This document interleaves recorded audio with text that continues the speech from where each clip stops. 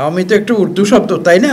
তারা সমালোচনা করে, নিজেদের দাবি করে অনেক কিছু বলে, নিজের দলের নামটাও আজকে পর্যন্ত বাংলা করতে পারে নাই। সংবাদপত্র এবং গণমাধ্যমের স্বাধীনতা নিশ্চিত করার সকল দায় দায়িত্ব কিন্তু জাতিসংঘের দলিলে সরকারের উপরে অর্পণ করা হচ্ছে।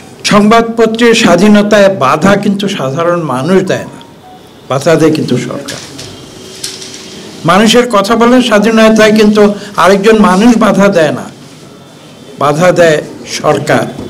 এবং সেই কারণে নির্দিষ্টভাবে উল্লেখ করা হয়েছে যে এই বিশ্ব মুক্ত গণমাধ্যম দিবসে সরকার যেন মানুষের কথা বলায় এবং সেই কথা মানুষের কাছে পৌঁছে দেবার যে গুরুত্বপূর্ণ দায়িত্ব সংবাদ মাধ্যমের উপরে বিশ্ব মানুষ অর্পণ করেছে, সেই দায়িত্ব পালনে সরকার যেন কোনো বাধা সৃষ্টি না করে।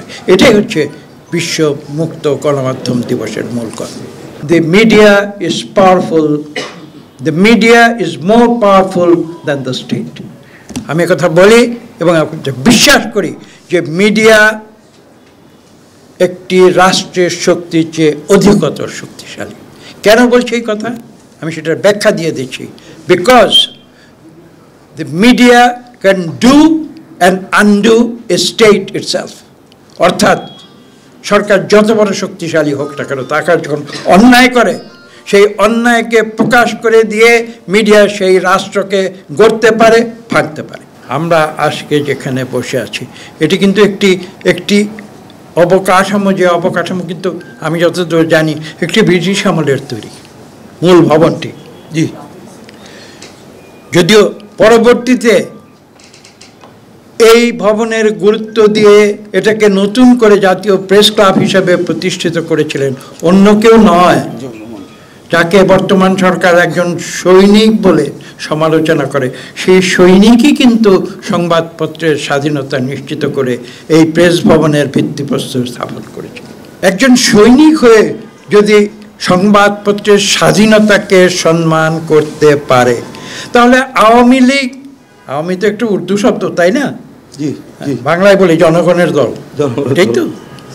সেটাও বাংলা, তো বাংলাও তারা সমালোচনা করে, নিজেদের দাবি করে অনেক কিছু বলে, নিজের দলের নামটাও আজকে পর্যন্ত বাংলা করতে পারে নাই। সে উর্দু নামটি রেখে দিয়েছে। কিছুদিন আগে শুনেছি পাকিস্তান সরকারের প্রশংসা শুনে উল্লসিত হয়ে গেছে, আবার অন্যদের বলে তারা নাকি পাকিস্তানের সঙ্গে আসে। আরে পাকিস্তানের সঙ্গে যদি অন্যরা থাকে তাহলে সরকার পাকিস্তানের প্রশংসা শুনে উল্লসিত কেন হয়? এই প্রশ্ন কি দেশে 18 কোটি মানুষ করতে পারে না? তো যাই হোক, এটা অন্য প্রসঙ্গ, আমি সেখানে আজকে যাব না, উল্লেখ করতে বাধ্য হচ্ছি কারণ প্রসঙ্গক্রমে বিষয়টি এসে গিয়েছে। আমি যে কথাটি বলতে চাই সেটা হচ্ছে এই, যে আজকে সরকার তারা দাবি করে তারা স্বাধীনতার পক্ষের শক্তি। তারা যদি স্বাধীনতার পক্ষের শক্তি হয়ে থাকে, স্বাধীনতার মূল যে প্রতিপাদ্য বিষয় ছিল সেটা তো ছিল গণতন্ত্র। এখানে যদি মানুষের মুক্ত চিন্তা বিকাশের কোনো সুযোগ না থাকে, এখানে যদি মানুষকে বাধ্য করা হয় একই লাইনে চলার জন্য, রেলগাড়ি যেমন একই লাইনে চলে, ডাইনও যেতে পারে না, বায়ও যেতে পারে না, বাংলাদেশের 18 কোটি মানুষকে যেখানে একই লাইনে আওয়ামী লীগের নীতি অনুযায়ী, কথা অনুযায়ী, বক্তব্য অনুযায়ী, চিন্তাধারা অনুযায়ী বাংলাদেশের 18 কোটি মানুষকে একই লাইনে চলার জন্য যেখানে বাধ্য করা হয়, সেখানে সংবাদপত্রের স্বাধীনতা থাকতে পারে।